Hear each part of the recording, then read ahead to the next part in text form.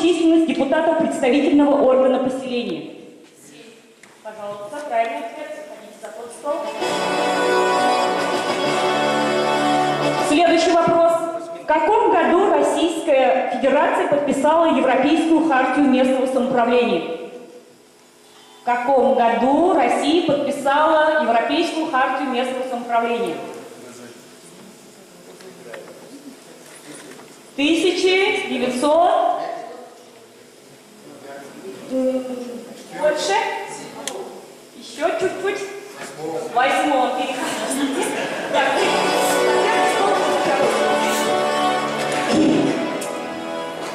Следующий вопрос. В каких случаях допускается упразднение поселений?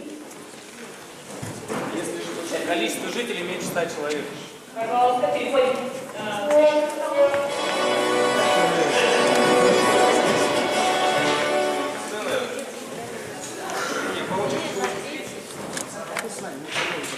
Следующий вопрос. Год принятия федерального закона 131. 2003. Пожалуйста, переходим к следующий стол. Следующий вопрос. Кто осуществляет надзор за исполнением органами местного самоуправления, Конституции, законов и так далее? Пожалуйста, переходите.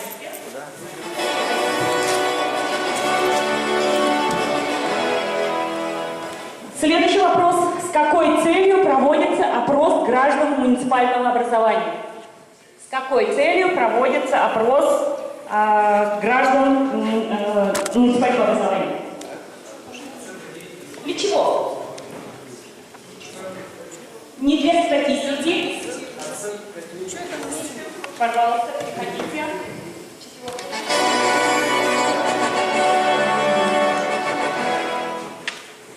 К вопросам местного значения какого муниципального образования относится вопрос организации сбора и вывоза бытовых отходов и мусора? Неправильно. Погромче. Нет. К вопросам местного значения какого муниципального образования относится вопрос организации сбора и вывоза? Какие? Городской город у нас же утилизация в районе. Евгений Николаевич, подскажите. Городской. Если бы я знал. Городским населением. Занимайте, где у нас свободное место.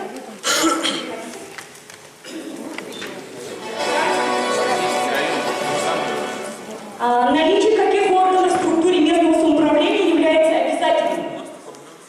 Наличие каких органов в структуре местного самоуправления является обязательным? Назовите один. Местная администрация.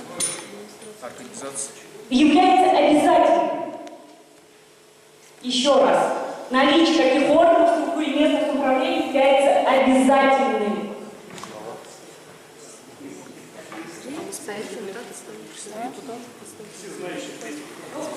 Можно ответить. Поднимите, пожалуйста, представительный орган. Так, где у нас место свободно? Пожалуйста, приходите.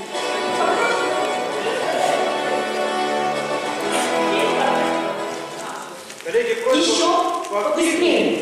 Еще какой орган необходим для того, чтобы у нас было место самоуправления?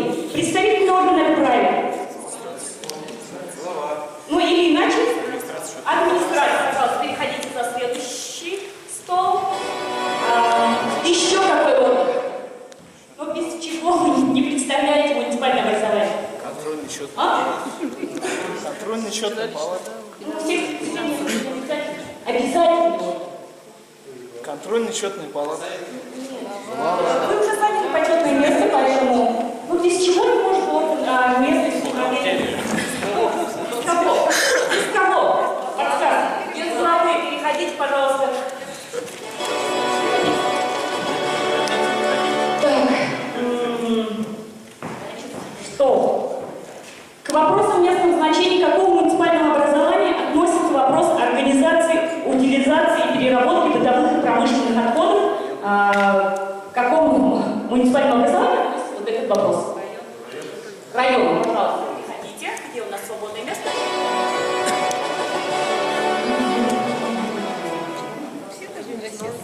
Следующий вопрос. Входят ли органы местного самоуправления в систему органов государственной власти? Пожалуйста. Так, мы очистили эту сторону. Входим к вам. Так. Посложнее вопросы пойдут. Как соотносятся между собой слова «местный» и «муниципальный» в соответствии с федеральным законом 131? Местный и муниципальный. Как они соотносятся? Одинаковые значения или же у них есть разные значения? Местный и муниципальный. Очень простой вопрос. Одинаково. Совершенно правильно, поэтому переходите к этому столу. Следующий вопрос.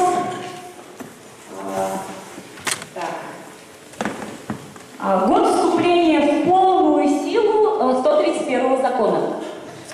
В год мы узнаем с вами, когда он принят, а год вступления 131 закона в полную силу. Полную силу. Чуть-чуть больше. Нет, чуть-чуть больше. Чуть-чуть. Чуть-чуть. Итак, 2000. Ну, чуть-чуть, возьми больше что? Или занимайте место.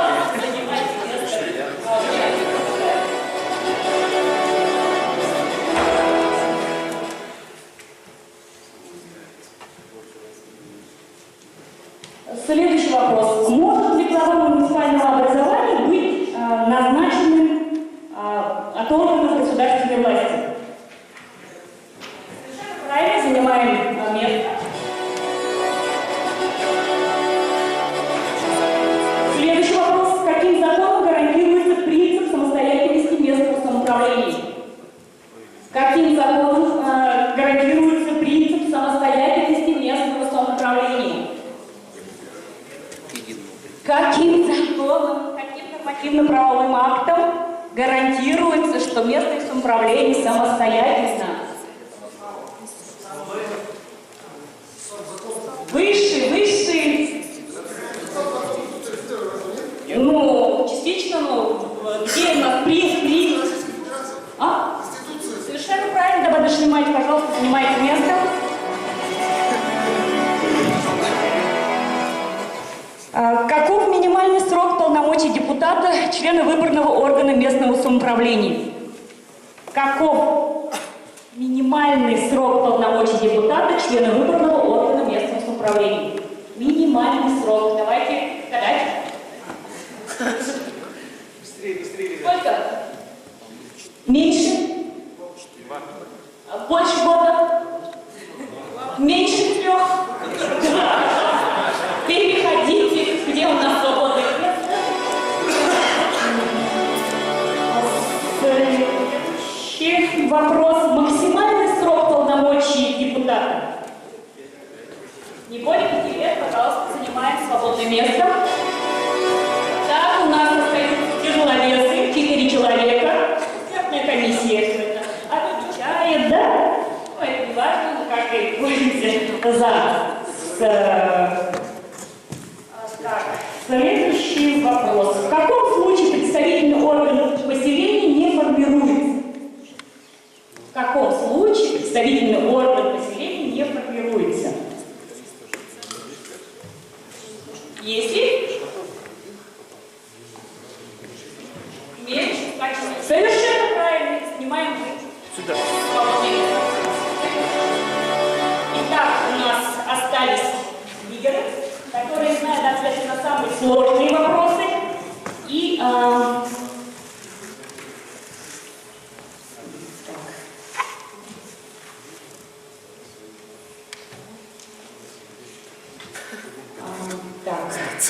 к вопросам местного значения какого поселения относится вопрос утверждения генеральных планов поселений?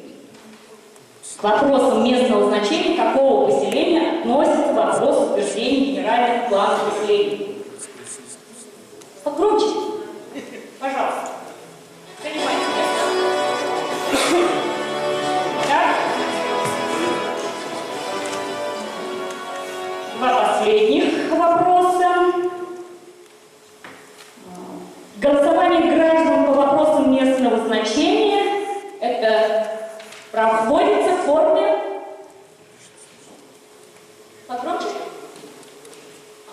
А еще как это называется? А еще по-другому? Формы непосредственно демократии у нас какие? Выборы, а еще? Без выборов, а еще? По вопросу местного значения не по выборам какой-либо?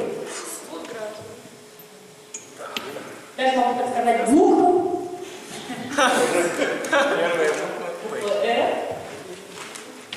Референт, совершенно правильно. И у нас остался один участник. Пожалуйста, переходите. И где у нас? Здесь место есть. Здесь место есть, да? Пожалуйста, ходите.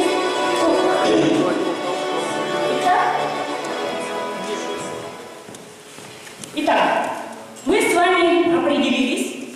У нас 4 команды. Посмотрели друг на друга.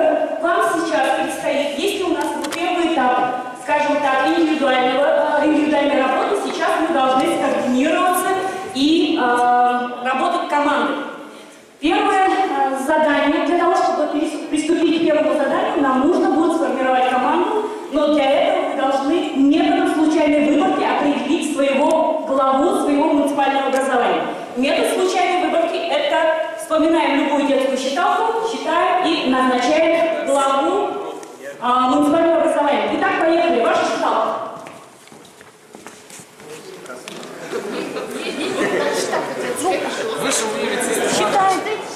Вышел немец из тумана, вынул ножик из кармана. Буду резать, буду бить, все равно тебе гореть. Представьтесь. Администрация Улан-Удэ. Администрация города Улан-Удэ. Итак, ваша считалка. Давайте это же про нее. Ехал Лунтик на тележке, раздавал всем орешки. Кому 2, кому 3, а главою будешь ты. Итак, глава у нас. Пожалуйста, представьтесь. Даниил, я не имею культуры. Спасибо. Пожалуйста, ваша считалка. Раз, два, три, четыре, пять. Вышел дальше погулять. Так, пожалуйста, глава у нас. Представьтесь. Бузина Ольга Алексеевна, зампа экономики, Прибайкальский район. Спасибо. Пожалуйста. Вышел из тумана, вынул ножик из кармана. Буду резать, буду бить, все равно тебе галить. Представьтесь.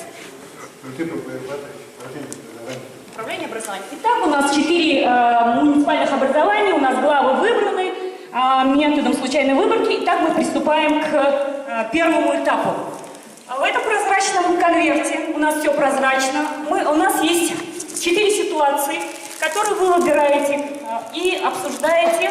Значит, вам на все про все дается ровно 10 минут. Задание прописано. Пожалуйста, главы, подходите за заданием.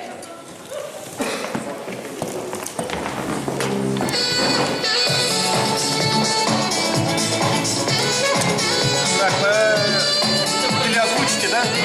Нет, я могу озвучить, пока у каждой команды задача какая? Нарисовать схему принятия нормативно-правового акта. 10 минут, время пошло, вы должны использовать вакуум и должны нарисовать схему принятия нормативно-правового акта.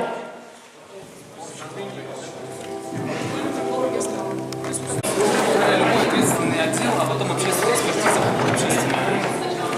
То есть весь этот механизм необходимо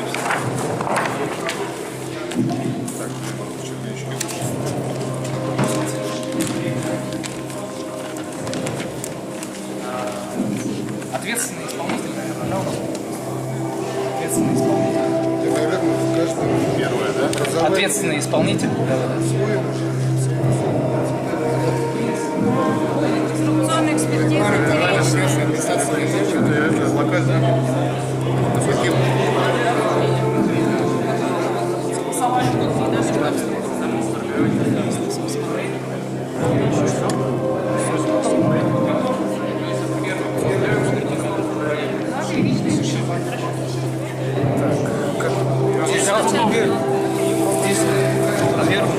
Пиши просто подготовку проекта, стрелка, нам можно просто кругляшочки можно нарисовать.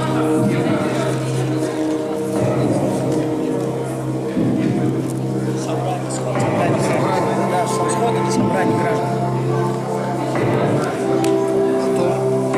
Следующее. Собрание, решение.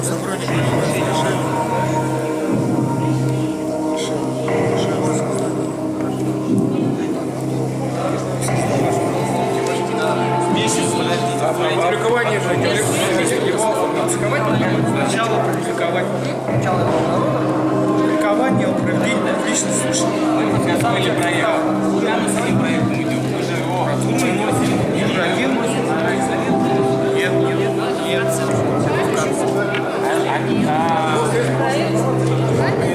Подождите, а у нас постановление или распоряжение? Приказ.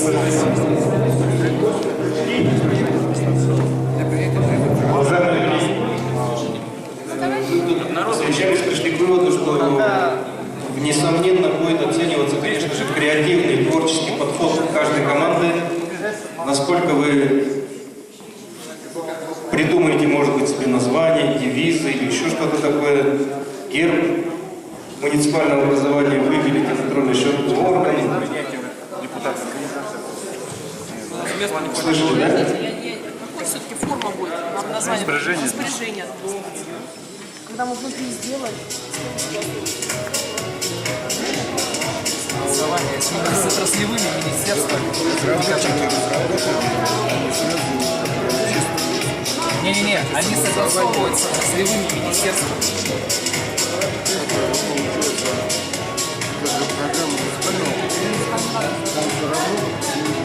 В любом случае, потому что там же индикаторы стоят. Согласование с отраслевыми министерствами всех. Первое у нас разрабатывается согласование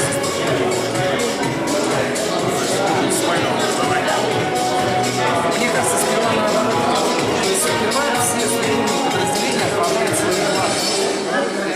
В нашем регламенте, когда мы осуществляем прием граждан, все прописывается. А как тогда граждане будут знать, если мы управление?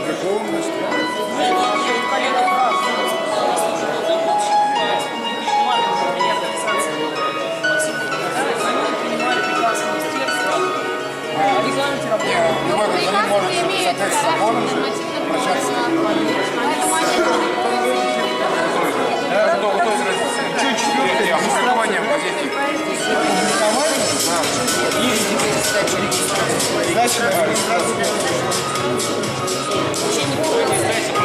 в течение 15 дней после принятия.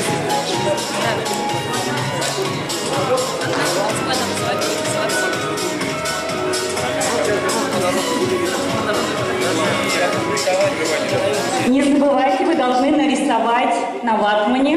Времени мало, поэтому рисуем.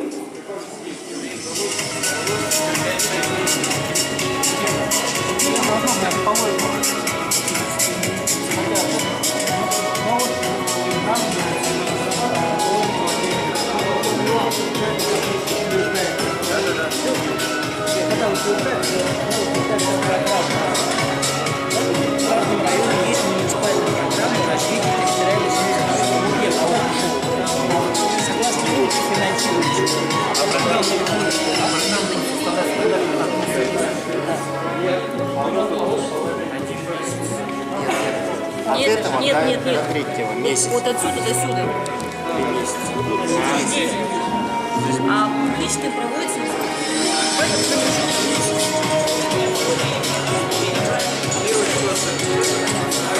утвердили в течение 15 дней постоянно регистрацию.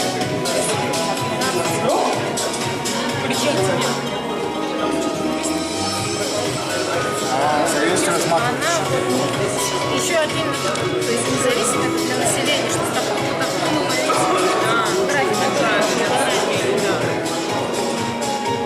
нас есть среда неприемных.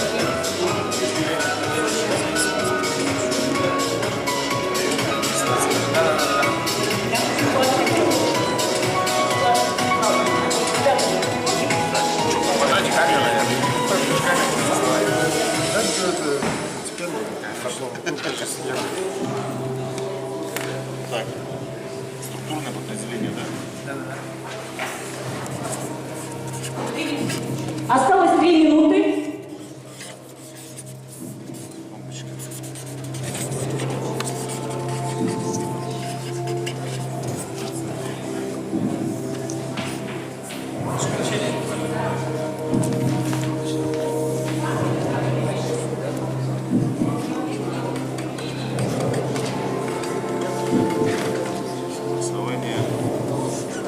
У вас приказ не делается, прием граждан как внутри.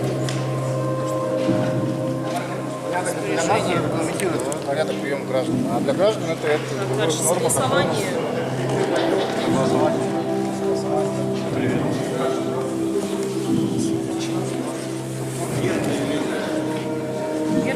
Официальный символ. Герб, флаг. Гимн еще. Ну, вот эти блоки, может быть, тоже обрисовать, чтобы они были как блоки. Творческие. Дайте нам блоки. Вот это пойдет сердечко, это пузыряли.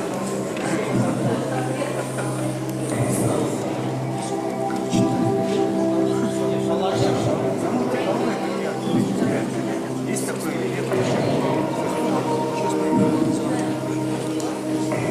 Типовой каждый муниципалитет даст свое положение, правильно? Не в муниципалитете работает. Постановление. Для того, чтобы разрабатывать постановление в районах, что делается? Какой-то орган, да, исполнительный, полномочный, да? Разрабатывает проект плана, да? Потом идет согласование, да?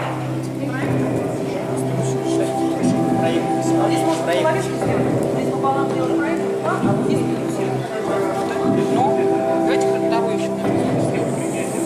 А здесь сразу пишем проект. Здесь нет просто как будто есть рамка.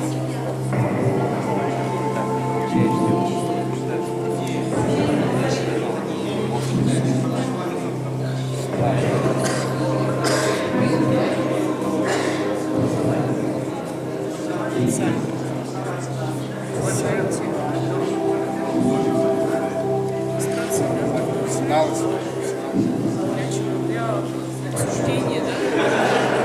Для замечания, предложений.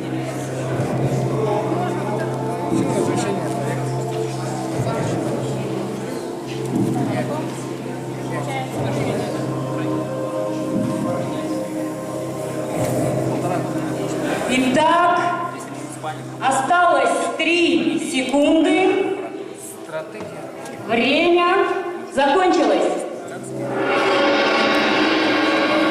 Приступаем к обсуждению. Леонид Николаевич, напомним о том, что приветствуется творческий подход.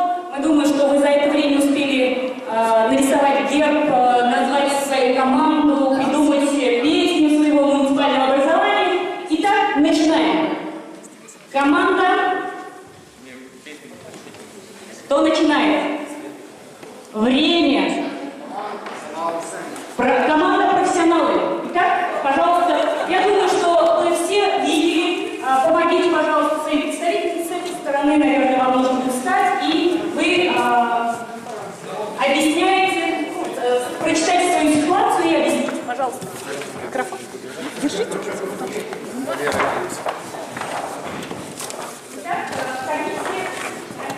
Для нашей команды необходимо было нарисовать схему принятия нормативного акта муниципального образования, регламент работы местной администрации. Данная схема состоит из 6 блоков. На первоначальном этапе, как мы все знаем, да, многие из нас знают, необходима разработка самого проекта в виде распоряжения. То есть это не нормативно-правовой акт, нормативный акт, регулирующий регламент работы именно местной администрации. Значит, следующий этап – это, значит, согласование в структурных подразделениях администрации, да, района. Значит, это согласование включает в том числе обязательные вещи, это как проведение антикоррупционной экспертизы и независимой экспертизы проекта. Для этого он выставляется в следующем блоку, размещается на официальном сайте администрации муниципального образования.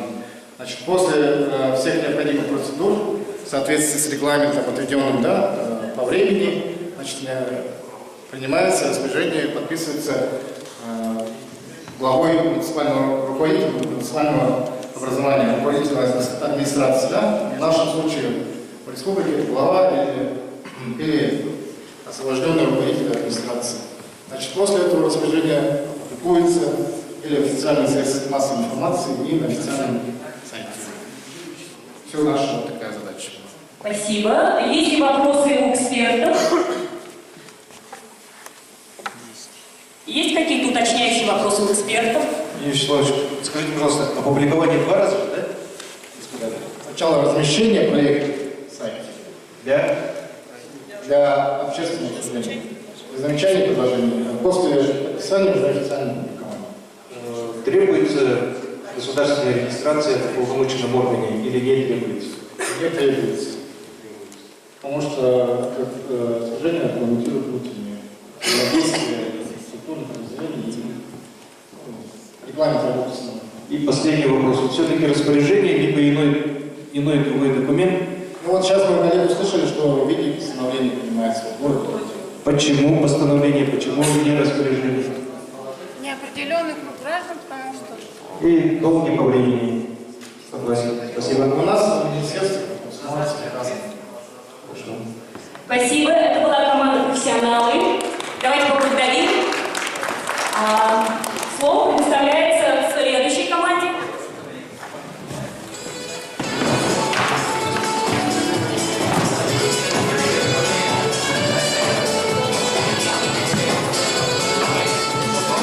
Наше муниципальное образование называется «Дружба народов». Наш герб символизирует дружбу народов. Мы подобрали схему рассмотрения нормативного акта «Устав». То есть первое – это подготовка и принятие проекта устава. Далее идет публичное слушание. Следующее – это принятие и утверждение устава в окончательной форме. На данный период проходит месяц. Далее идет сдача на регистрацию Минюст. После получения регистрируем устав. И далее публикация в СМИ и обнародование устава. Такую схему.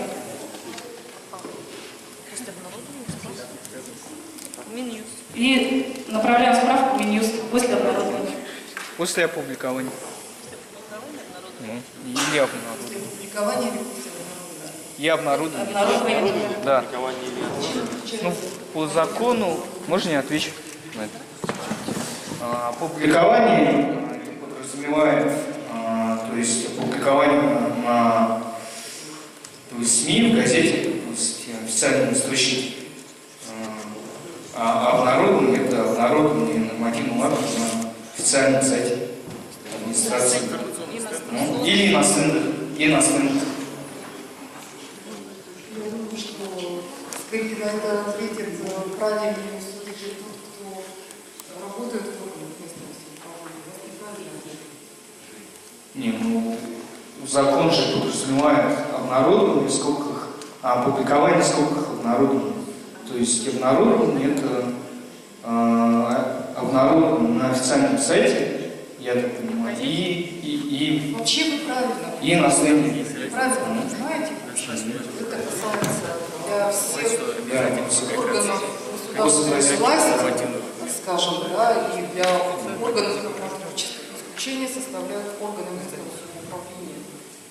Любые нормативные правовые акты Российской Федерации, согласно Конституции, части 2 статьи 15, вступают в силу и действуют на территории России только после опубликования. Исключение у нас составляют сельские поселения. Почему? Потому что у сельских поселений недостаточно средств для опубликования своих нормативных актов, поэтому для них сделано исключение, хотя в действующем законодательстве это не оговорено. В действующем законодательстве, согласно Конституции, 131 федеральному закону, у нас устав должен быть опубликован. Вместе с тем, поскольку у нас практика показала, что опубликовать это невозможно, соответственно, практика в Российской Федерации идет об обнародовании. Обнародование это не на сайте, не только на сайте, да? Это может быть на стендах, в таких местах, где в населенных пунктах, где жители могут ознакомиться с этим текстом Ведь у нас интернет не во всех дальних поселениях имеется. Это просто может быть обнародовано там, я не знаю, на здании администрации, там, в ДК, в больнице, в библиотеке и так далее. Поэтому вы, в общем-то, понимаете разницу между обнародованием и опубликованием, но нюанс для сельских поселений не учли. Спасибо, Галина Федоровна. Я думаю, что был такой полный комментарий. И название вашей команды? Муниципальное образование «Дружба народов». Еще вопросы? Если нет вопросов, у нас давно готова команда. Следующая команда, пожалуйста.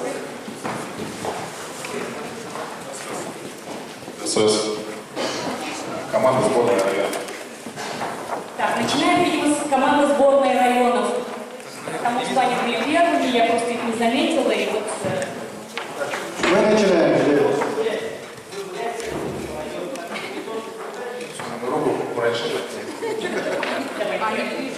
У нас пришла конкуренция, пожалуйста.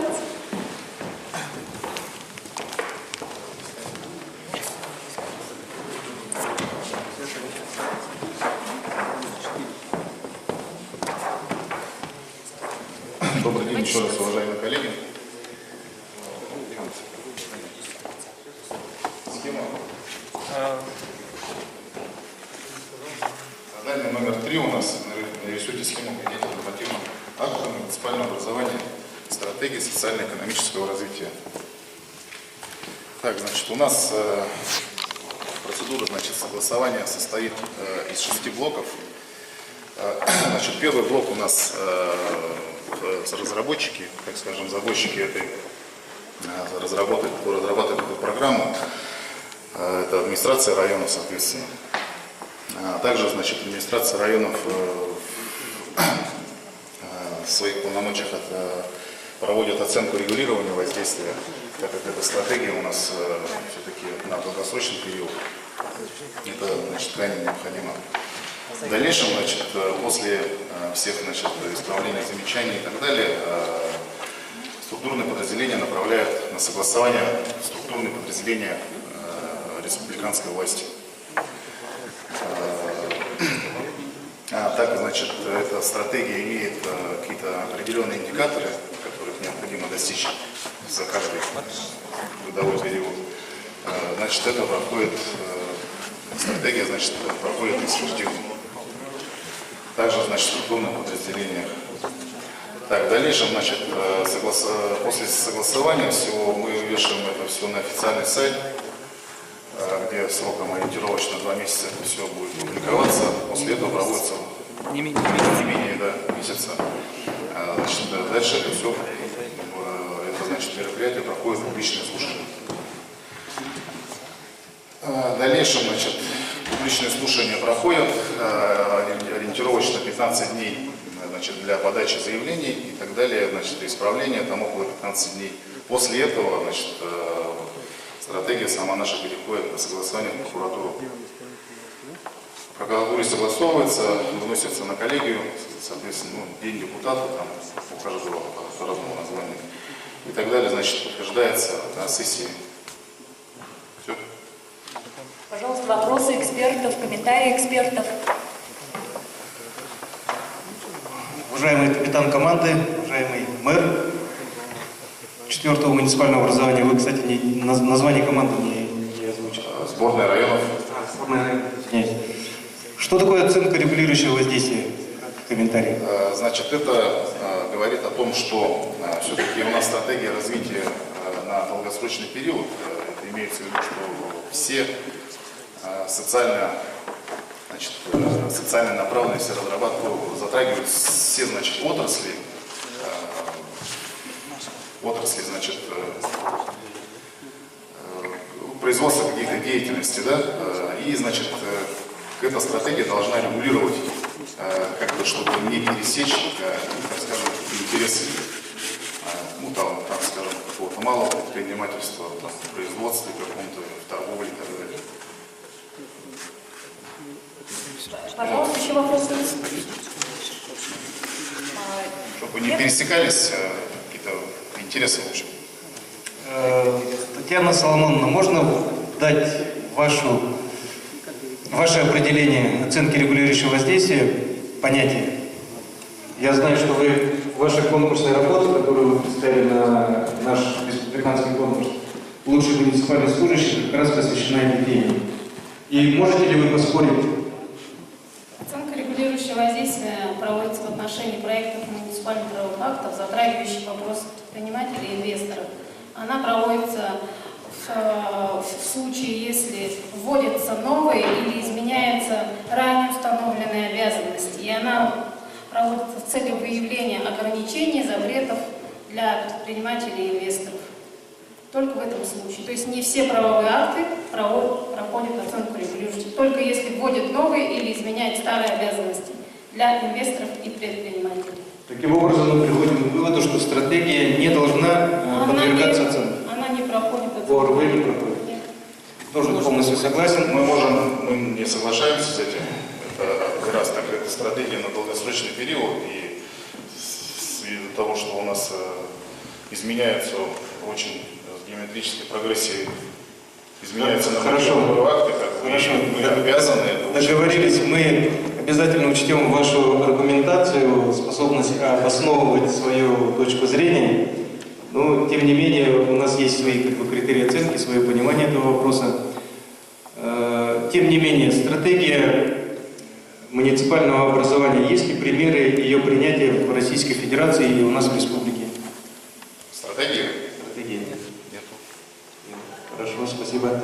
Но, в принципе, вы все основные перечислили этапы, но, я так понимаю, вы стратегию применили, порядок принятия стратегии применили как к любому очень большому и стратегически важному такому документу, то есть и разработкой, и опубликование, публичное обсуждение, да, общественное обсуждение и конечное принятие. Но итоговой отправной точкой, наверное, в данном случае, именно при разработке стратегии социально-экономического развития какого-либо субъекта, будь то муниципальное образование, либо же регион, наверное, отправной точкой должен быть анализ текущей ситуации, анализ проблемных точек и выявление точек роста. То есть первоначально это как бы анализ исходной позиции. То, чем мы обладаем, что мы имеем в своем потенциале. Согласны вы с этим? Хорошо, спасибо. Спасибо большое команде сборной районов. Предоставляем слово следующей команде.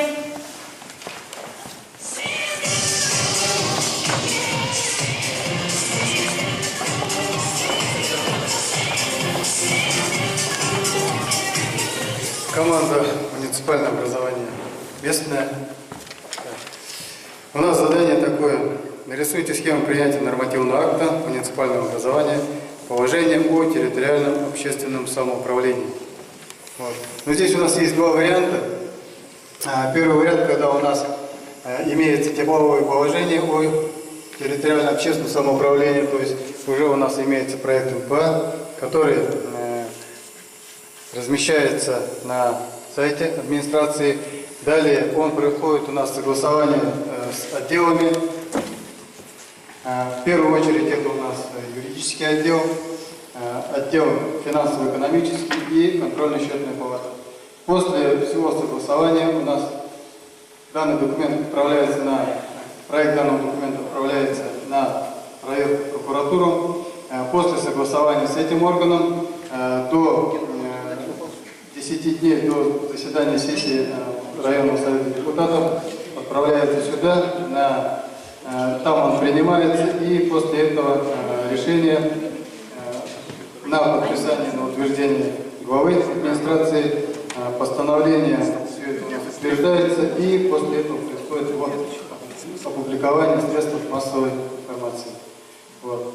Ну и еще у нас такой один вариант был, если нет у нас типового положения, то инициативная группа из числа местных жителей, допустим, на своем собрании принимает решение о создании ТОСа и уже совместно разрабатывает типовое положение, которое проходит всю описанную ниже процедуру. Пожалуйста, вопросы.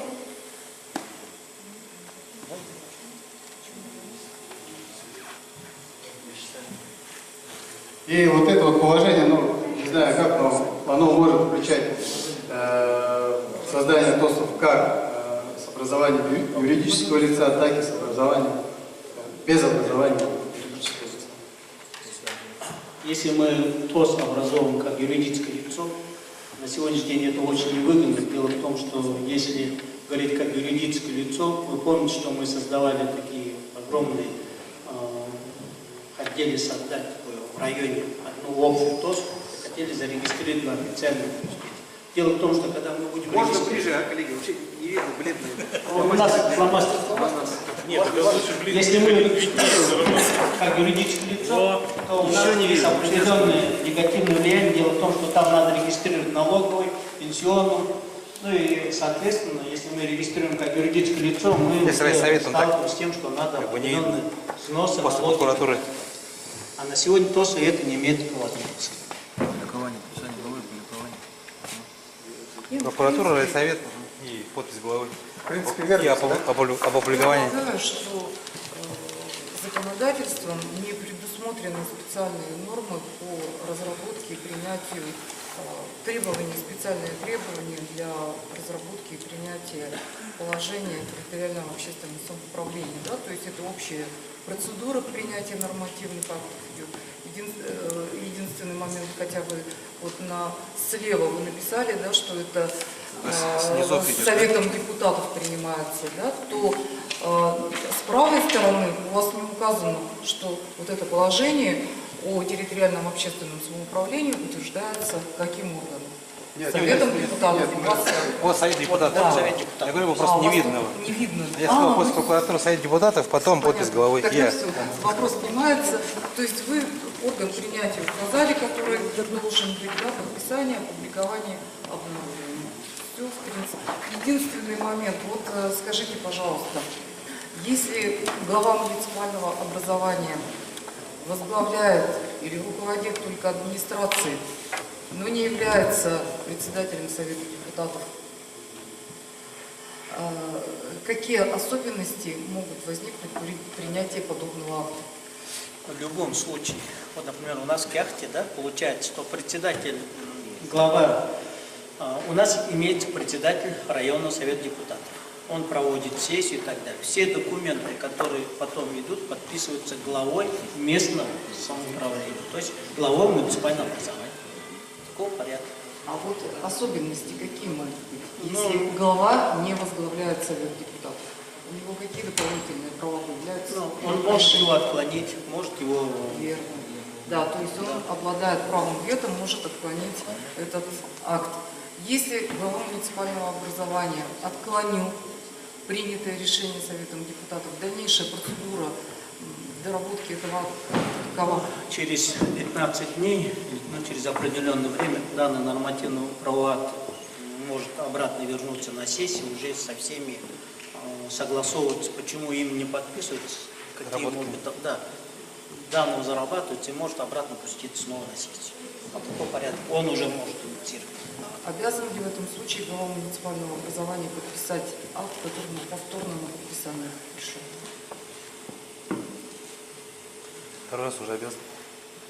То есть повторно был одобрен Советом депутатов, да, и направляется. Да, то есть речь идет о преодолении вето, наложенной главой муниципального образования. Спасибо. Как вы называетесь? Местные. Итак, у нас 4 команды, профессионалы, сборная Бурятии, сборная районов, дружба народов и местные. Сейчас эксперты оценивают ваши ответы по 6 критериям. Это первый критерий – знание и применение нормативно-правовых актов. Второй критерий – аргументированность ответа. Третий критерий – полнота изложения. Четвертый – участие всех членов команды. Пятое – творческий подход в решении вопроса. И шестое – иное на усмотрение эксперта.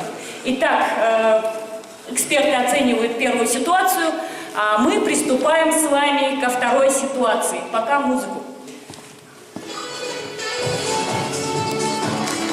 Связано с типом муниципального образования. девочки вам принесут ситуацию. Ваша задача также в течение 10 минут обсудить и предоставить эту ситуацию. Опять же, оценивается командная ваша работа, поэтому для команды муниципальных образований республики, пожалуйста, подходите к главе, выбирайте себе ситуацию.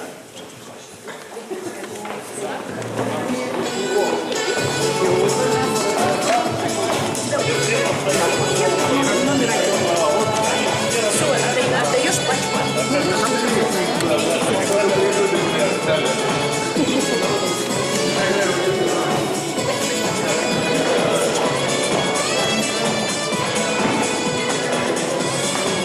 Итак, у вас есть ситуации, задача глав ознакомить с этой ситуацией и предложить нам решение. В начале ситуации написан определен тип муниципального образования и тот вопрос, который следует решить вам. Алгоритм дам в вопросах. Время пошло 10 минут.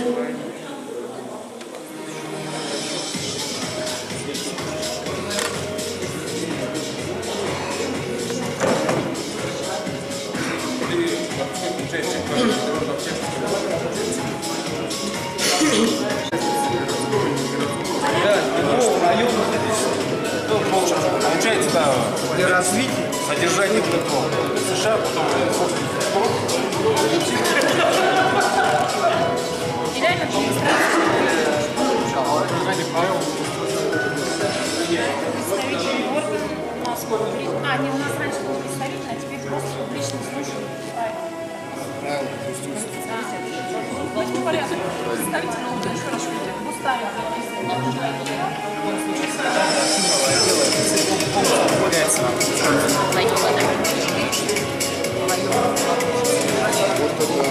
Сотрудники активного отдела тоже, получается, они финансируются из средств.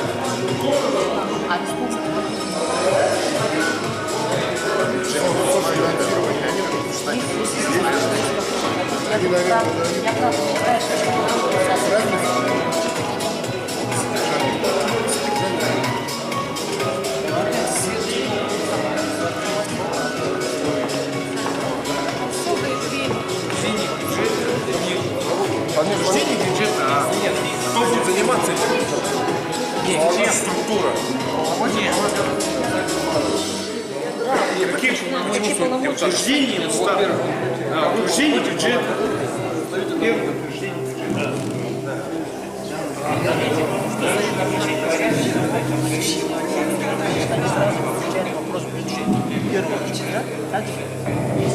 Они вот ставят, можно писать сначала. Не ставят, что не пишут. Значит, сначала нас ставят, а потом... А если представление?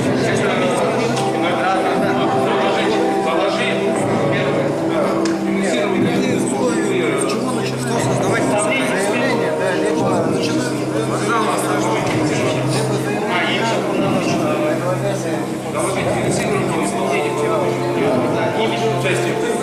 Исключение условий занятий спортом. Утвердить его представителя. Утвердить решение. Город, нам нужно что сделать? Заложить финансирование. Да. Эту работу выполняет у нас администрация муниципального образования. Вот. Депутаты должны принять бюджет. Без там весь порядок раз прописывается, да? Просто что орган местного осуществляет полномочия.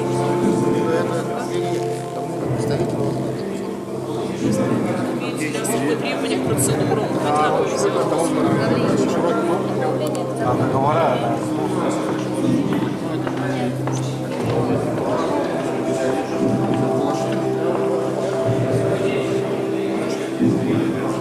Единственное, что Совет депутатов имеет, какой имеет право, это секвестировать бюджет. И все. Грубо говоря, задать вопрос, почему излишне финансируют. И они, как бы, они убеждают согласовывать. Это только вот, например, создание условий, двигающие здесь вот создание администрации целиком. Да, как полностью должна отработать, как глава должности, да? В первую очередь, первое, это создание условий. Вопрос в смысле понял, да? Каковы полномочия, права, обязанности представителя местного самоуправления? Каковы действия лица самоуправления? Представителя, да.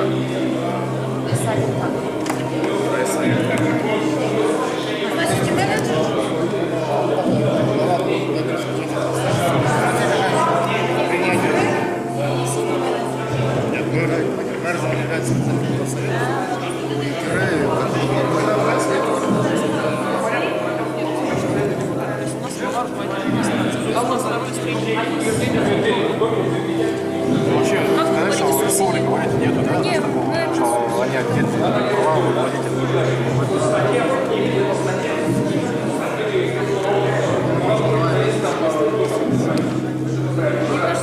Реально поставить нас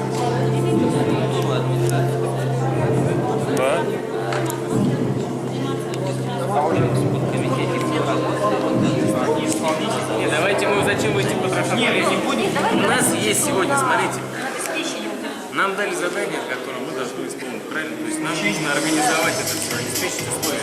Условия обеспечить, мы должны принять бюджет, если представительный орган. Но отвечаем на это. Бюджет принят. А здесь имеется место, где мы должны принять бюджет и поэтому. Конечно, имеется бюджет, потому что есть много. Первые действия этого органа. Если собственных процедур принять решение.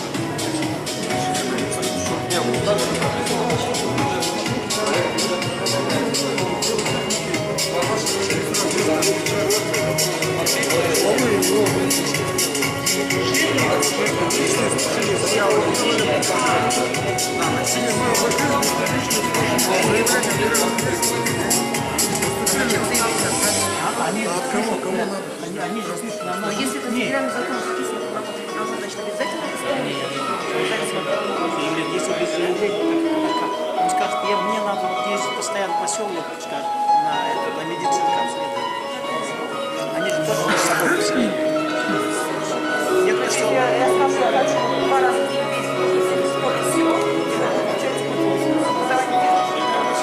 денег нет. Например, в середине года, например, такой вопрос поднимут, а бюджет и все. Терять деньги на места, ходить на трансфер, нет права.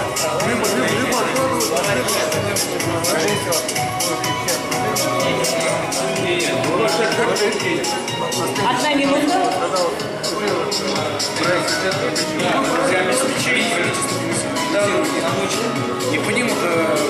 Необходимость финансирования и исполнения.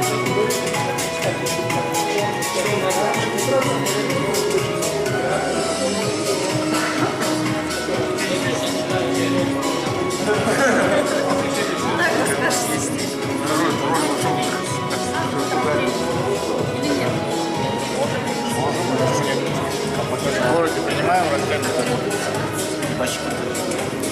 Участие нашей местности, программы федеральной общественности. Да.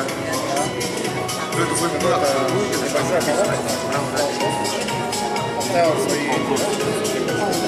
вопросы, и второе, что еще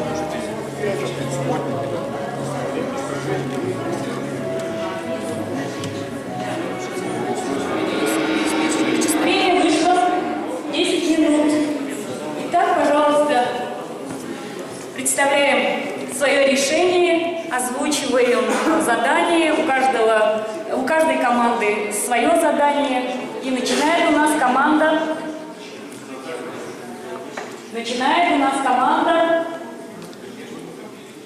Какая? Начинает у нас команда, иначе будут штрафные санкции. Пожалуйста, начинает команда сборная районов.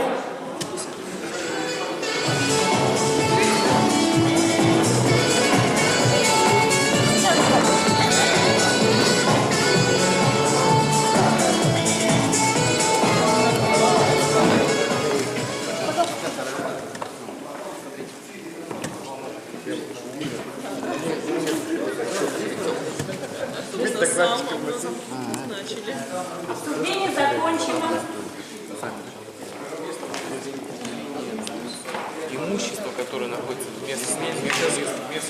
Команды, внимательно слушаем друг друга, вы можете задать вопрос, можете задавать вопрос. Задание для команды номер 2. Так, тип муниципального образования, муниципальный район. Вопрос местного значения. Формирование и содержание муниципального архива, включая хранение архивных фондов населения. Так, значит, нами разработан типовая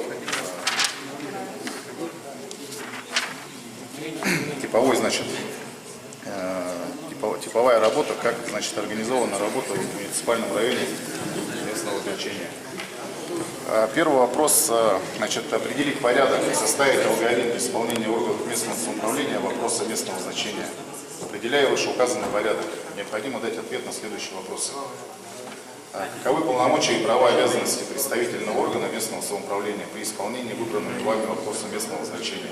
Каковы действия этого органа? Имеются ли особые требования к процедурам принятия решения по этому вопросу? Значит,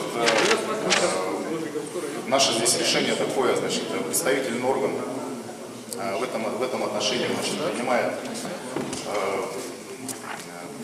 только участие в этом вопросе только по финансированию. То есть принимает бюджет, так как в штате муниципального образования находятся сотрудники, которые содержат этот архив. Вот. По содержанию персонала. Так, по второму вопросу. Значит, каковы полномочия и права обязанности главы муниципального образования при исполнении выбранного вопроса? Каковы действия главы муниципального образования? Имеются ли особые требования к процедурам, связанным с принятием решения по этому вопросу? Да, безусловно, здесь глава здесь у нас как бы за все ответственен. По нашему мнению, что глава должен, во-первых, создать благоприятные условия для проведения работы основной деятельности архивного отдела. То есть организовать помещение должен и также оборудовать рабочие места. По третьему вопросу, каковы действия этого, обязанности местной администрации, каковы действия этого органа, в общем, то же самое, тип вопросов. Так, значит, так как сотрудники архива у нас,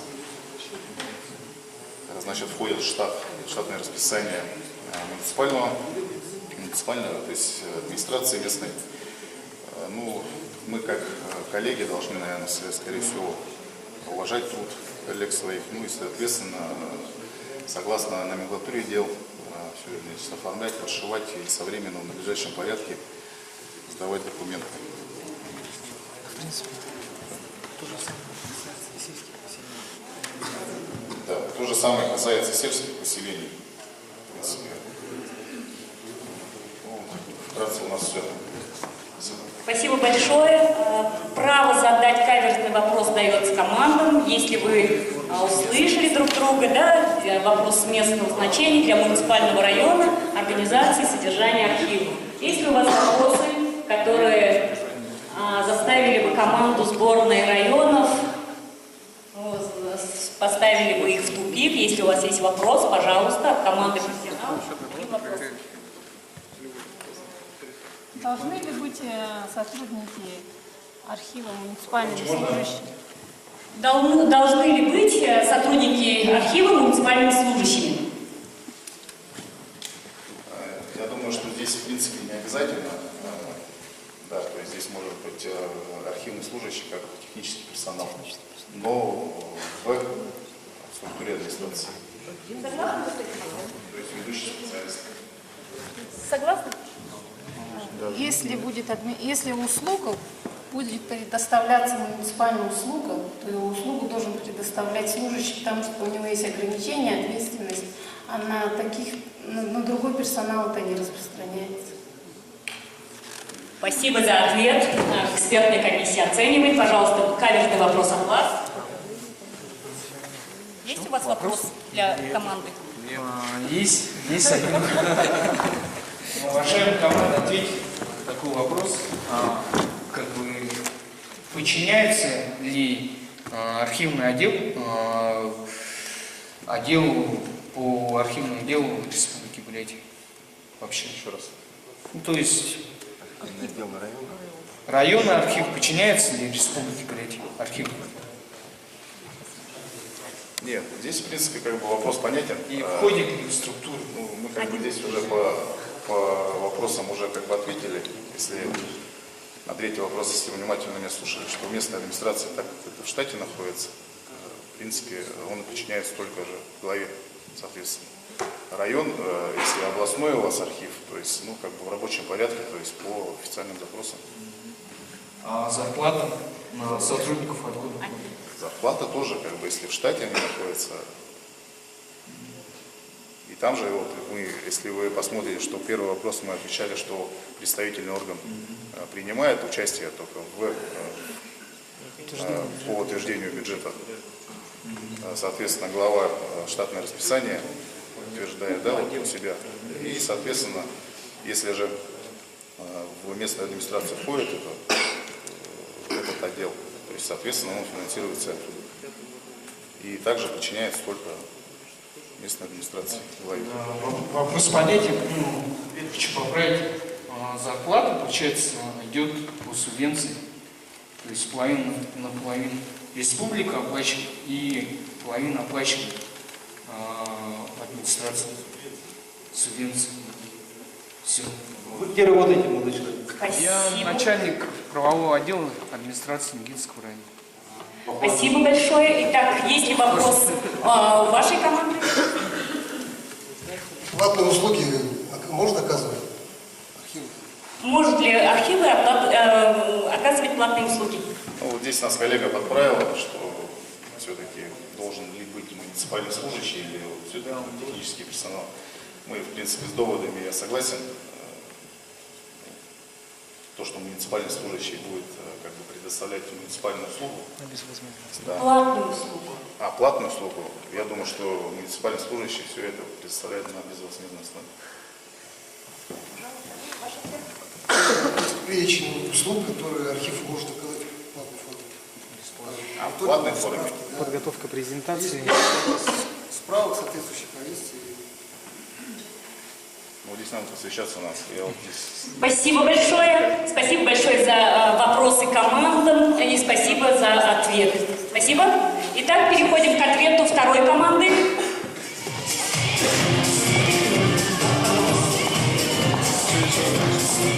Когда ожидаемый результат исполнения?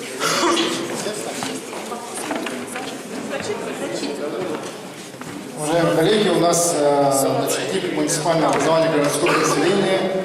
Вопрос был участия в организации деятельности по сбору, в том числе раздельному сбору и транспортированию твердых коммунальных отходов.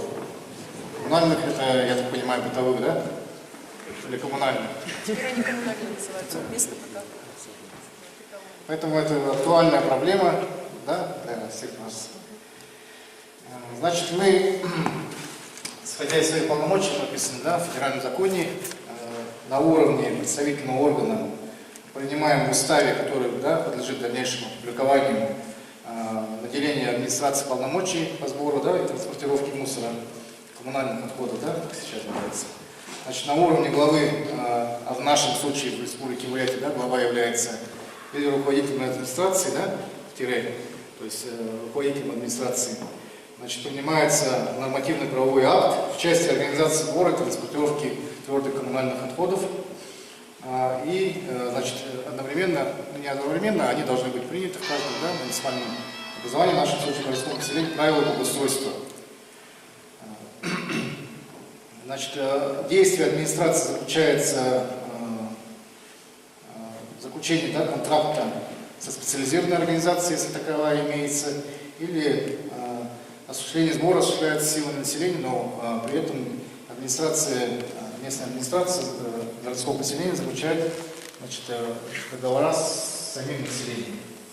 Значит, на третьем этапе, значит, организация работы по устройству мест сбора, да, мусора и транспортировки или самостоятельно. При этом осуществляется на всем этапе, да, сбора мусора, значит, осуществляется муниципальный контроль, специализированным, ну, специалистом. Здесь альтернативой может быть являться применение таких методов и форм, да, это формирование территориального общественного самоуправления, значит, проведение субботников, вечерников чистоты, которые должны служить для поддержания экологии, благоустройства населенного пункта, да, городского поселения, входящего в городское поселение, городского поселения, и, значит, привлекательности для развития там, туризма, экономики и так далее. Спасибо. Итак, вопросы команд. Пожалуйста, по одному вопросу, очень краткому. Есть? Пожалуйста.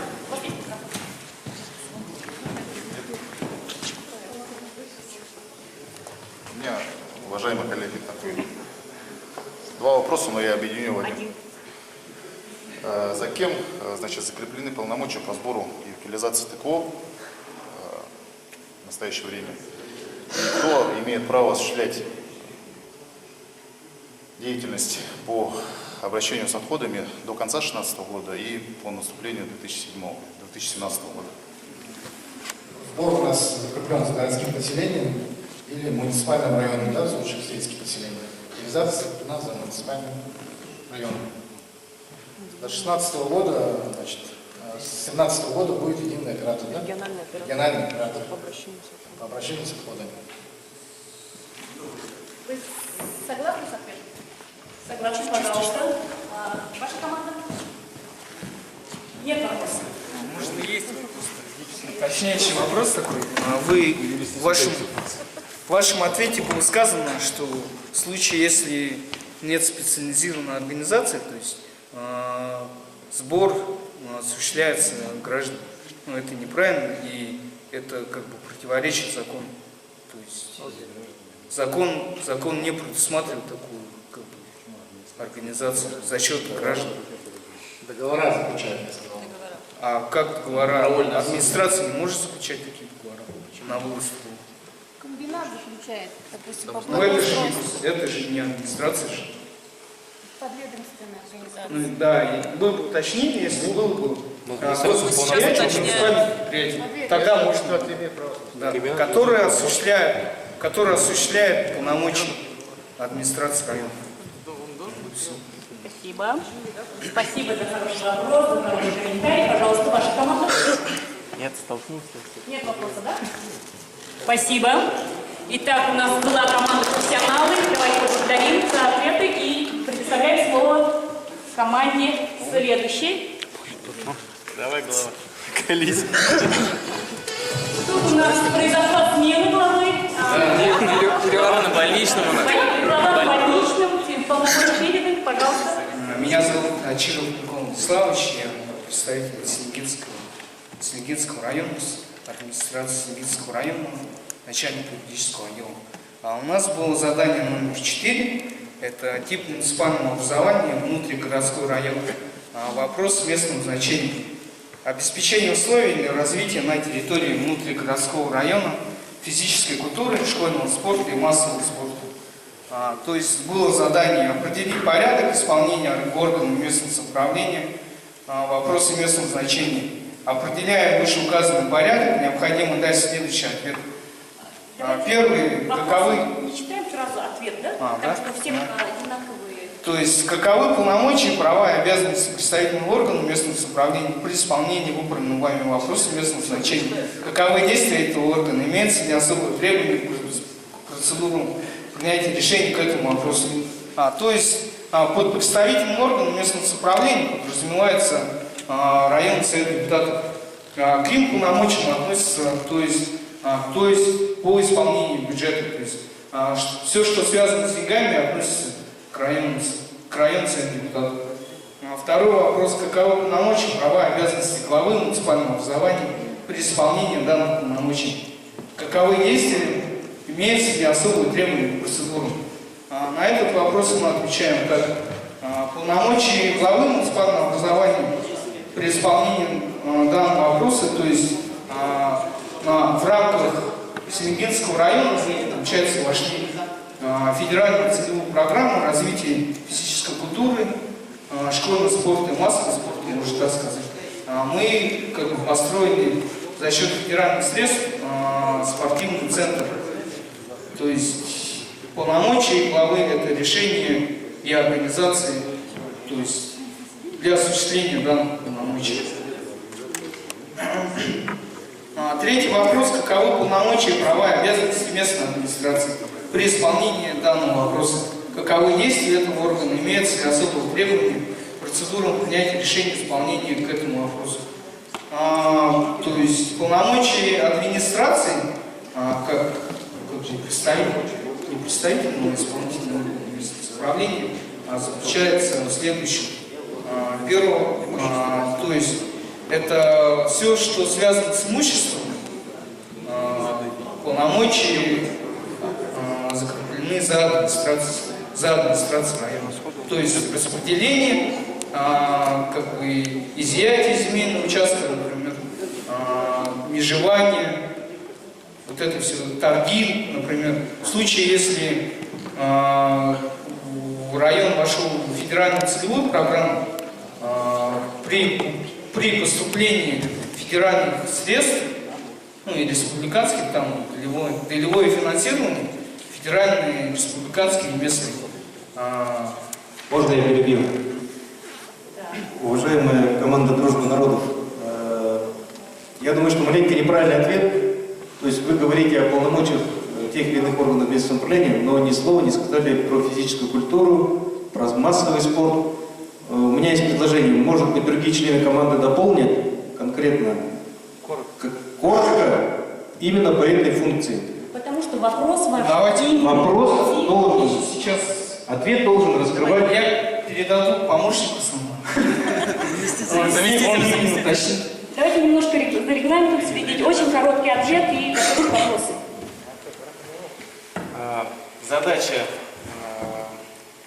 Задачу нам прочитали, поэтому давайте... Задачи всем.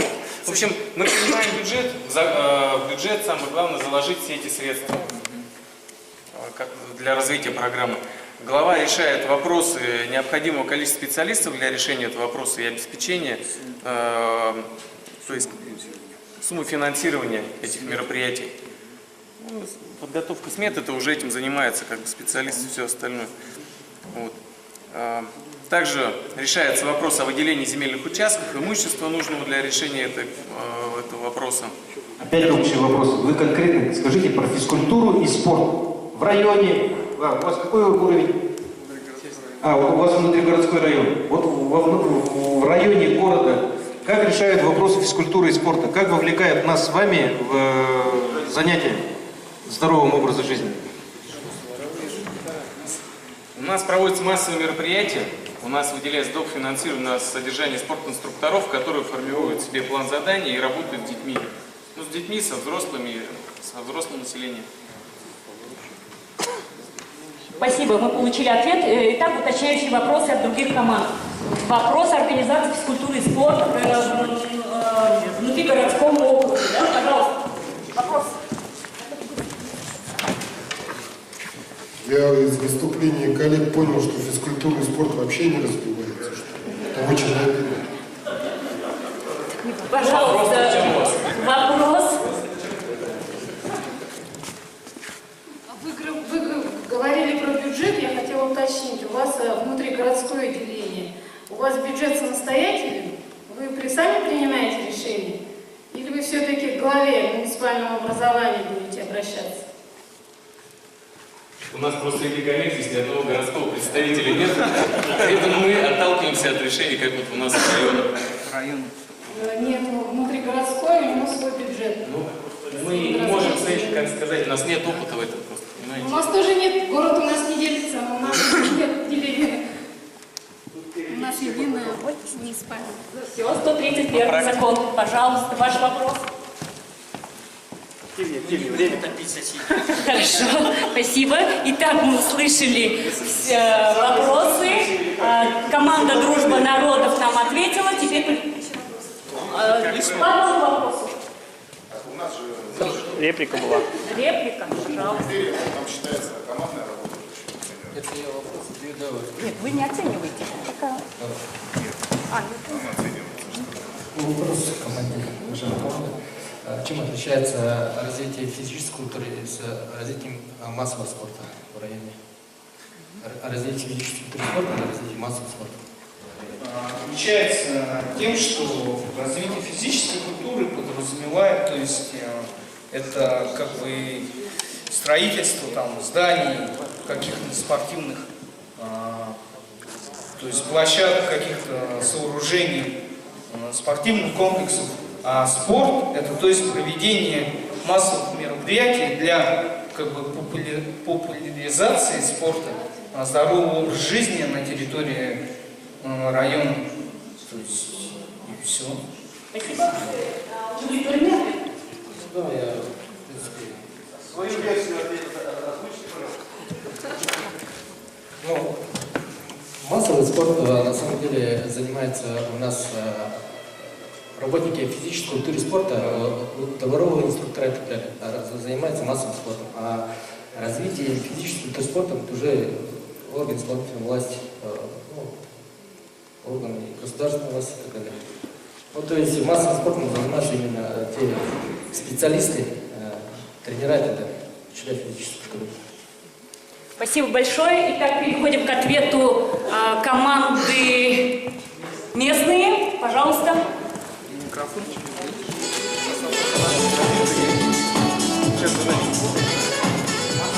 Уважаемые коллеги, так, у нас по типу муниципального образования сельское поселение вопрос местного значения, создание условий для предоставления транспортных услуг населению и организации транспортного обслуживания населения в границах самого поселения.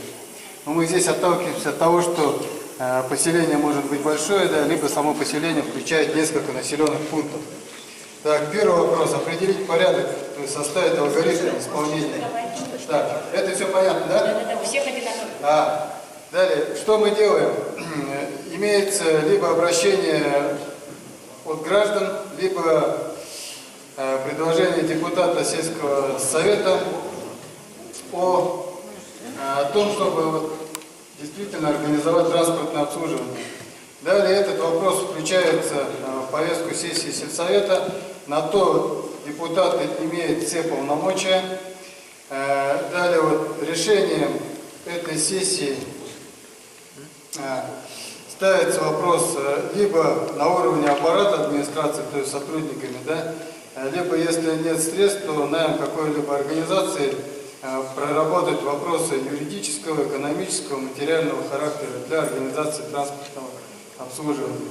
Так, на это тоже имеет все свои полномочия глава поселения.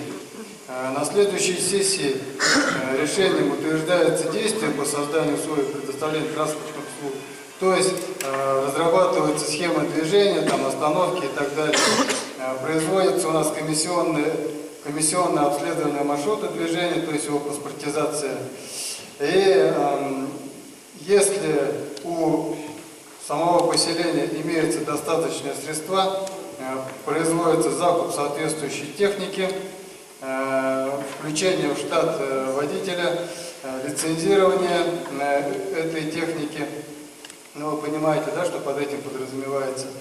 Если же средств нет, то на условиях государственно-частного партнерства объявляются торги на обслуживание, и на этот маршрут заходит частник.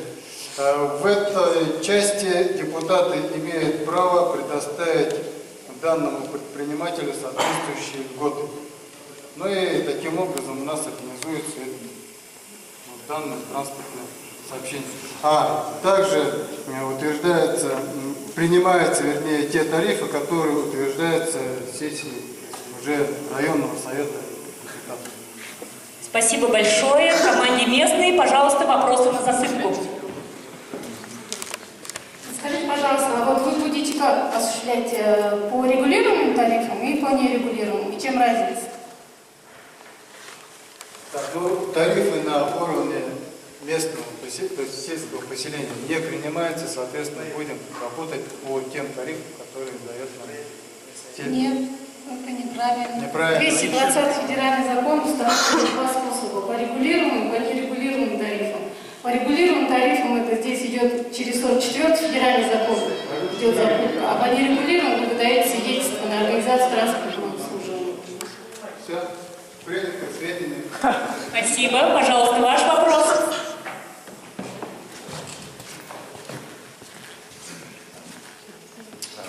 Вы сказали, что на муниципальном частном партнерстве у вас прорабатывается вопрос по транспортному сообщению. Интересует вопрос, как у вас проходит содержание дорог, содержание остановочных комплексов, а также дорожных знаков.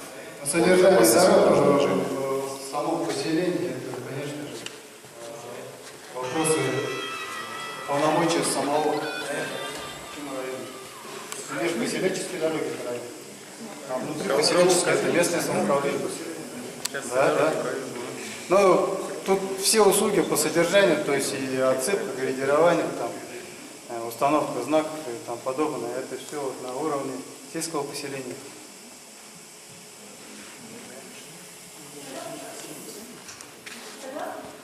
Согласна. В принципе, согласна. Итак, ваш вопрос. Может, не будет? Не, простой вопрос такой. Можно ли передать полномочия ваши поселению на уровень, на какой-нибудь другой уровень? И будет ли это нарушением закона или не будет? Да, если мы передаем на район, решают депутаты сельского поселения на уровне сессии. Если они говорят, что мы полномочия можем передать в район, то это должно быть установлено сессией. Депутаты сельского поселения голосуют за передачу данных полномочий в районный совет. Районный совет депутатов решает, принять эти полномочия или не принять. А полномочия как будет обеспечиваться? Финансово? Финансовый бюджет утверждается. Да. Если в бюджете положим этого вопроса решать, значит, соответственно, будем при рассмотрении бюджета на определенный год, значит, будем соответствующе закладывать эти вопросы. Но если нам полномочия передаст сельское поселение в район, тогда мы район закладываем. Но с учетом того, что дорожный фонд все-таки находится на сегодняшний день в районе, соответственно, тоже эти вопросы будут с этих денег решаться. Ну, обеспечен дорогами. Дорожный фонд дороги – это транспортное обслуживание. Финансовое сопровождение должно быть. Я уточнил специально. Итак, спасибо большое всем командам. Давайте поаплодируем друг другу за хорошие ответы, за хорошие комментарии, за вопросы, которые сейчас наши эксперты срочно подводят итоги. Мы послушаем итоги и прервемся с вами на кофе-брейк. Буквально 1 минуту. Пока давайте знакомиться друг с другом, да?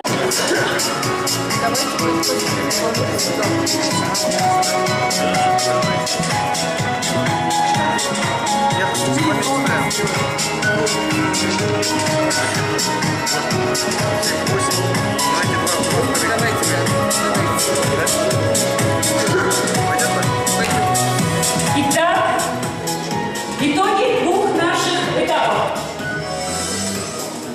Уважаемые коллеги, ну действительно очень интересно было послушать мнение всех команд при даче своих ответов на поставленные вопросы, комментарии.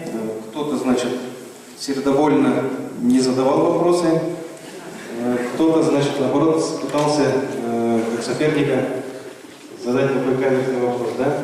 Но, тем не менее, при тех комментариях и тех вопросах, конечно же, ощущалось, может быть, порой либо недопонимание поставленных постановочных вопросов, да, либо же ответ того же, опять же, задающего вопрос был, по-моему, не вполне правильным.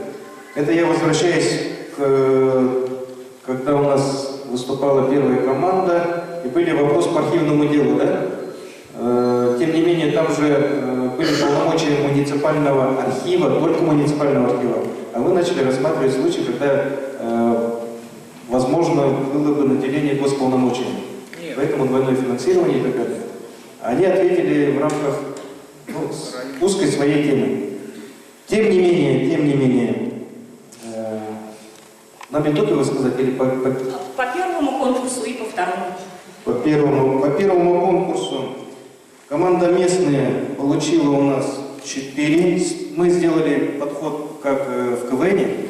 То есть среднее, не максимальное количество баллов, хотя принцип один и тот же, спортивный. Команда местной получила 4 балла, дружба народов 4,3, профессионалы 3,8, сборная районов 4,3. Аплодируем. При проигрыше второй ситуации получилась следующая картина. Команда местной 3,6 баллов, 3,6, дружба народов 2,3 балла, профессионалы 4 и сборная районов 3,3 балла. Итак, итоговая сумма.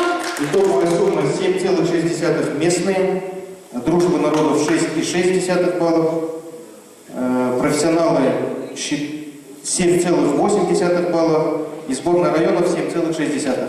Таким образом, у нас выявился победитель в команда профессионалы и 2 вторых места местные и сборная районов. Итак, у нас осталась впереди одна большая ситуация, но сейчас мы прерываемся с вами на кофе-брейк в холле нашего бального зала. 15, в общем-то, чуть, скажем, сложнее, но задачи, которые поставлены в этой ситуации, абсолютно одинаковые для вас. Итак, я приглашаю главу муниципальных образований для получения секретного задания кейса. Пожалуйста.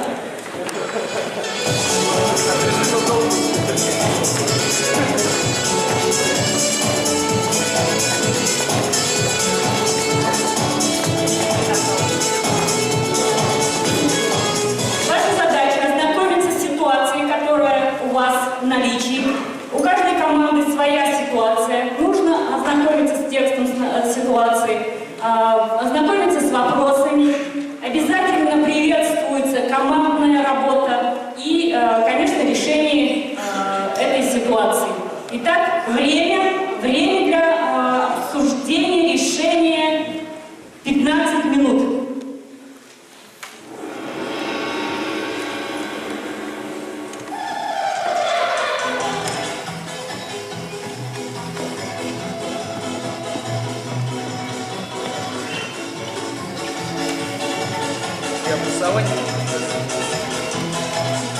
Начинает команда.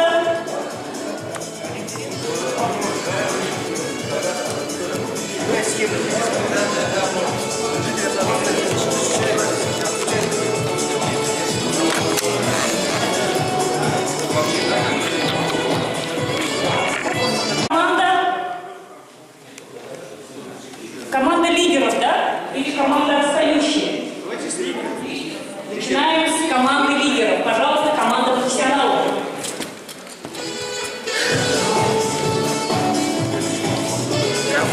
Пожалуйста, команды готовы слушать. Также вы можете задавать уточняющие вопросы. Здесь обратите внимание, те вопросы, которые вам даны перед кейсом, они абсолютно одинаковые, но содержание ваших кейсов несколько другое. Поэтому я предлагаю не зачитывать полностью кейс, просто немножко, очень кратко рассказать о содержании, где это было, что происходило и так далее, и ваше решение вопросов. Пожалуйста, команда профессионалов. Значит, наш вопрос был, кейс звучит так: районы Подмосковья преобразуются в городские округа. Особенности надо вопросы, нет? Не обязательно? Дело в том, что в ряде районов Московской области, да, ряд районов преобразовались в городские округа. Предлагается по инициативе губернатора Московской области сделать все 29 муниципальных районов перевести в статус городских округов. Значит, если вопрос всем известен, то, значит, по второму вопросу сразу начнем. Преимущества и проблемы. Значит, преимущества, которые описаны в кейсе: экономия затрат на содержание, да, аппарата управления, значит, органов, да, местного самоуправления. Другие расходы: экономия на расходы на выборах, сокращение, значит, штатной численности, да, из этого вытекает нормотворческая деятельность, да, сокращение, значит, уменьшение, да, то есть это муниципальный район уже входит в сельские, городские поселения.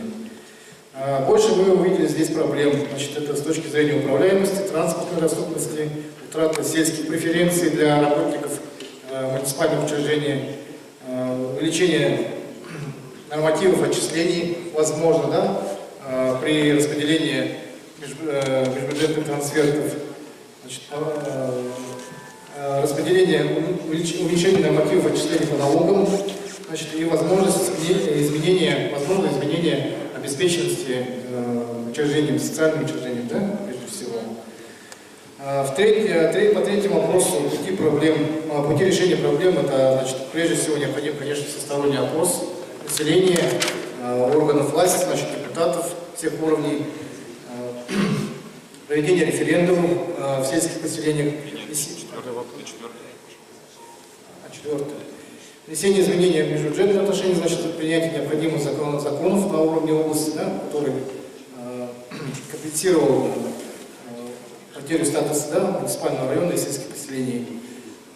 Предусмотреть необходимо сохранение льгот, особый статус городских поселений, изменение закона о межбюджетных отношениях, развитие института старост и территориально-общественного самоуправления. По четвертому вопросу алгоритм действий органов власти в случае принятия такого решения, одобрения, да, проведения референдума или публичных слушаний, принятие решений советами депутатов всех уровней, изменение в закон субъекта, значит, Московской области о восстановлении границ, да, муниципальных образований, разработка и об административно-территориальном устройстве субъекта, значит, Московской области, разработка устава городских округов, новый указ, установление схем территориального планирования или генеральных планов. Значит, дальше следующий этап — это выборы представительного органа, при этом устанавливается переходный период на время, да, проведения выборов, принятие закона об особом статусе территории в случае необходимости. Да? И по пятому вопросу, для Республики Бурятия, скорее всего, с ее протяженными границами, да, муниципальных образований, северных районах тем более, да. Вот, например, если Пурмкан у нас 12,5 тысяч квадратных километров, статус городского округа на уровне района, наверное, не применим. И есть по численности, да, всего до 15 тысяч городского округа, конечно. Это очень много. Ну, вот плотность, то есть основная причина плотности, потери, да, сельских появляется. У нас есть примеры, да, объединения сельских поселений, но по уровню района, конечно, вопрос. Так, у нас кейс номер 3, муниципальная реформа в Калининградской области. В чем особенность реформирования МСУ в Калининградской области? Ну, здесь мы считаем, что эта территория является анклавом с высокой долей городского населения. Почему в области регулярно пытались преобразовывать муниципальное образование? Ну, здесь постоянно, ну, несколько раз был переход, да, вот, когда 10 районов были наделены статусом городских округов, и затем при смене губернатора произошло обратное преобразование муниципальных районов в городские округа. Так. Но мы считаем, почему, да, это произошло при первом губернаторе. Дело в том, что когда образуются городские округа, губернатор уже имеет право назначения тех руководителей, да, вот этих округов самостоятельно. Когда у нас муниципальные районы, там уже идет выборная система. То есть губернатор подмял под себя вот именно всю власть, да, всю полноту власти. Так, и здесь еще один момент, да, то, что у жителей земли сельхозназначения, земли лесного водного фонда, это все у нас является очень хорошим таким активом, да. Вот. При смене губернатора произошло обратный переход, да, обратный переход, ну и все-таки здесь было, что Уставный суд в области постановил, что вся территория, в том числе территория поселка, сельских поселений, населенных пунктов, не может быть отнесена территорией, предназначенной для развития инфраструктуры, входящей в состав городов. Скорее всего, здесь было недовольство со стороны местного населения, сельских жителей. Без их волеизъявления были образованы городские округа. Для снижения социальной напряженности так нынешний губернатор построил следующую вертикаль власти, да, это президент, губернатор и глава района. То есть для нивелирования нарушений прав сельских жителей. Как мы считаем, да, что алгоритм действий органов власти и жителей по преобразованию, да, ну, полностью мы согласны с предыдущими ответчиками, это референдум, решение законодательной власти, все технические моменты, с учетом всех технических моментов, ну и, конечно же, там для исполнения тут уже работает исполнительная власть. Так, может ли данная модель реформирования МСО реализована в Республике Бурятия для отдельных северных муниципальных образований? Вот здесь тоже большая протяженность, малая населенность, там небольшая численность населения вносит свои коррективы. Опять же, вот мы, ну, правильно, неправильно будет это звучать, но у нас есть Северобайкальский район, да, где есть отдельный моногород, это Северобайкальск, а уже районный центр самого Северобайкальского района, это Нижний Ангарск. То есть в Бурятии, в принципе, данная модель была проведена, реализована. Вот. У нас пока... Свое предложение внес. Можно ли командой, да? Конечно, можно. Все-таки командой, да, я работаю. Я предоставляю слово своим заместителям.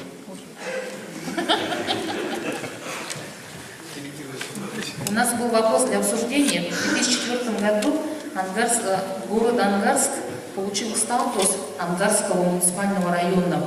И в 2012 году проведен референдум о создании городского округа город Ангарск.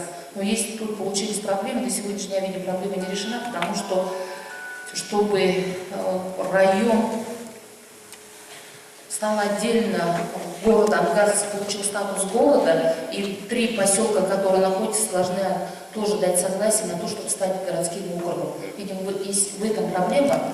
Так, в 2004 году Ангарский муниципальный район, город Ангарск потерял как бы свой статус отдельного города, стал районным центром муниципального района.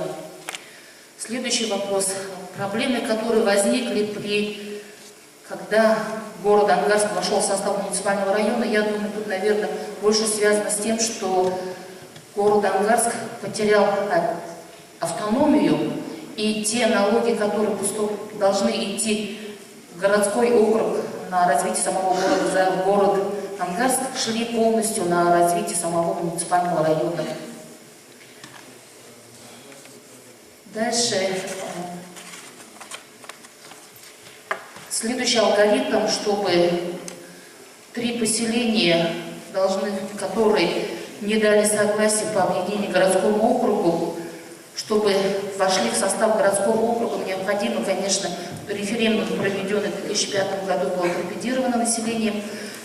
Я думаю, что власти города Ангарска должны все-таки предусмотреть какие-то льготы для тех поселений, которые войдут в состав города, городского округа города Ангарска. Потому что я понимаю, как руководитель управления образования, если поселение входит в состав городского округа, то теряет большие льготы. Это льготы по выслуге лет, по выплате за работу в сельской местности теряют, теряют это врачи, учителя. И я думаю, что здесь еще жители поселения потеряют определенные льготы на выслугу лет. Поэтому я думаю, что жители поселения не согласны входить в состав городского округа. Но если будут предусмотрены какие-то льготы, возможно, жители примут решение, войдут в состав города. И такая модель реформирования УСУ, может ли данная модель быть реализована в Республике Бурятия? Тот же пример получается Северобайкальский район и город Северобайкальск. Мы знаем, что городской округ — это город Северобайкальск и Северобайкальский район. Я думаю, конечно, для укрупнения административных территорий это возможно, но если смотреть с точки зрения жителей как самого района, то тут же тоже получается, район является сельским, теряются какие-то сельские льготы, и город Северобайкальский бюджет будет делиться на весь район. Кейс номер 2. Муниципальная реформа в Магаданской области. Кратко расскажу. 1 мая 2015 года в Магаданской области произошли существенные изменения на местном уровне. То есть было 48 муниципальных образований, 1 городской округ, 8 муниципальных районов, 39 городских и сельских поселений. 39 городских и сельских поселений были преобразованы в 9 городских округов, ну и 8 муниципальных районов. То есть это Ольховский, но не буду говорить. В настоящее время осуществляется следующий этап. То есть на первом этапе то есть только в двух городских округах сформированы и приступили к осуществлению полномочий органов местного самоуправления. Это два, то есть в двух округах. Отвечаем на первый вопрос. В чем особенность? Особенность в том, что данная реформа, цель, то есть это оптимизация расходов на содержание органов местного самоуправления, на реализации полномочий муниципальных образований, потом эффективное использование денежных средств, то есть качественное, в какой-то части качественное предоставление муниципальных услуг, то есть контроль за исполнением, осуществлением полномочий муниципальных и так далее. Второй вопрос. Проблемы, это первые, то есть не были, это по сокращению, то есть по выплате заработной платы при сокращении других сотрудников, муниципальных служащих, потеря заработной платы при переходе из сельского и муниципальных районов в городские округа. Это то есть они теряют, при переходе теряется доплата 25%. Да. Потом проблемы ухудшения качества предоставления муниципальных услуг, осуществление некачественных полномочий, то есть контроль какой-то был потерян на первом этапе. Третий вопрос.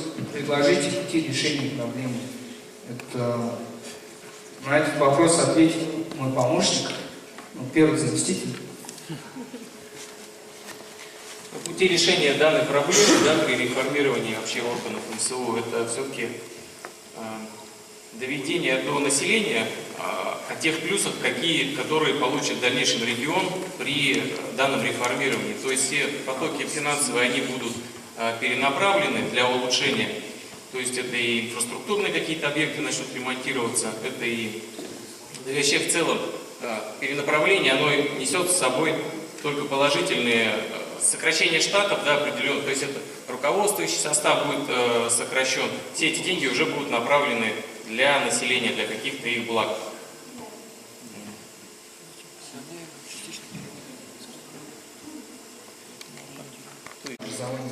Это проведение референдума, решение законодательной власти, это то есть ЗАГС Собрания Магаданской области. Может, на пятый вопрос мы отвечаем, мы считаем, что здесь все зависит от жителей данных регионов, северных муниципальных образований. Если будут согласны жители, то возможно считаем. Все. Теоретически подготовленного, либо же умеющего доказывать свою правоту. Дополнительный вопрос можно, да? Да. Итак, дополнительный вопрос. Получит ли Республика Бурятия какие-либо преимущества от объединения города Северобайкальска, городского округа, и соседнего Северобайкальского района? Итак, минута на обсуждение, музыка. По третьему кейсу, то есть пятибалльная получилась, скажем, в рамках 5 баллов все равно, тем не менее, такой экскурс, раз мы говорили про КВН, да, мы применяем систему КВН, среднее значение баллов Там есть такой конкурс капитанов. 4 капитана, пожалуйста, встаньте, 4 главы.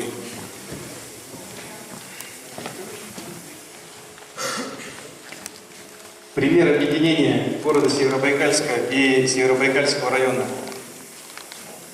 На ваш взгляд, какая модель все-таки эффективнее?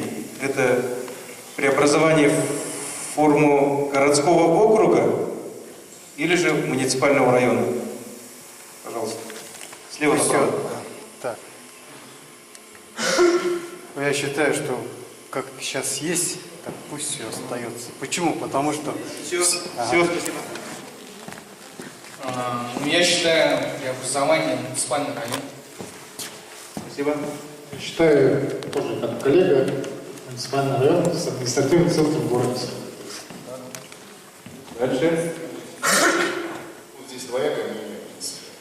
Городской округ обсудили, что в настоящее время проблемно. Значит, процедура, очень много переходов периода будет. В настоящее время, я думаю, все-таки оставить как муниципальный район. Хорошо, спасибо. Ответы в никуда. То есть мы уже итоги подвели. Ну, просто я для себя еще раз уточнил, выявил мнение большинства присутствующих, получается, да? Итак, мы подвели итоги по всем нашим 3 конкурсам и пришли к такому результату.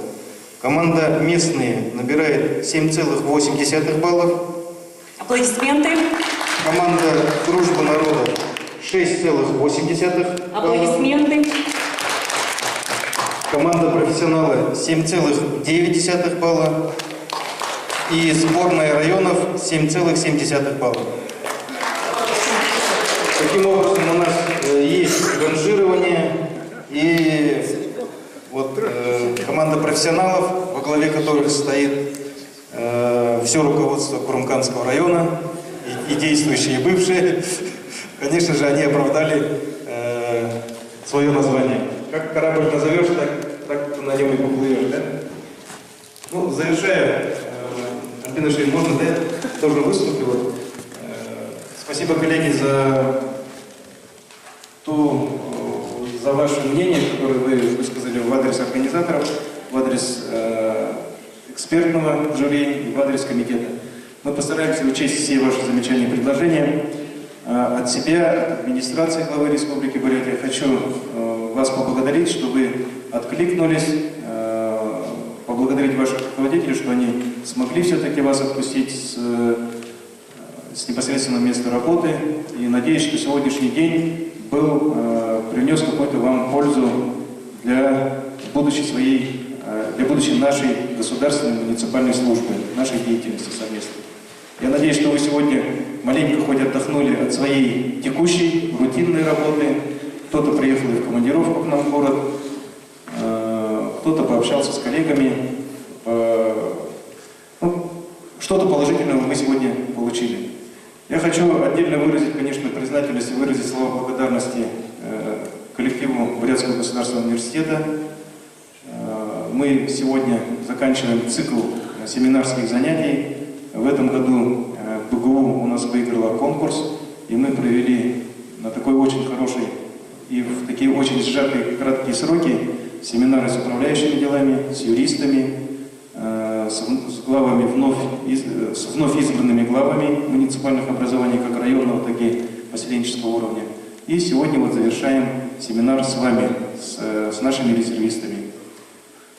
Хочу пожелать и вам, уважаемые коллеги, и коллективу университета совместной дальнейшей работы. Здесь есть и кафедра государственного муниципального управления, с которой мы непосредственно сотрудничаем. Пожалуйста, мы постарались тоже в рамках БГУ прорекламировать, призвать вас, как и бывших выпускников, может быть, и будущих выпускников, которые пойдут здесь учиться, либо же направить своих коллег сюда. Вам успешной работы. Надеюсь, что мы будем встречаться и в следующие годы. И наша работа, как Павел Владимирович, наверное, отметил сегодня в утреннем заседании, это только начало. Мы постараемся защитить нашу программу по подготовке управленческих кадров на кадровом совете при главе республики, попросить для этого достойное финансирование, и наши встречи будут носить такой регулярный характер. Спасибо.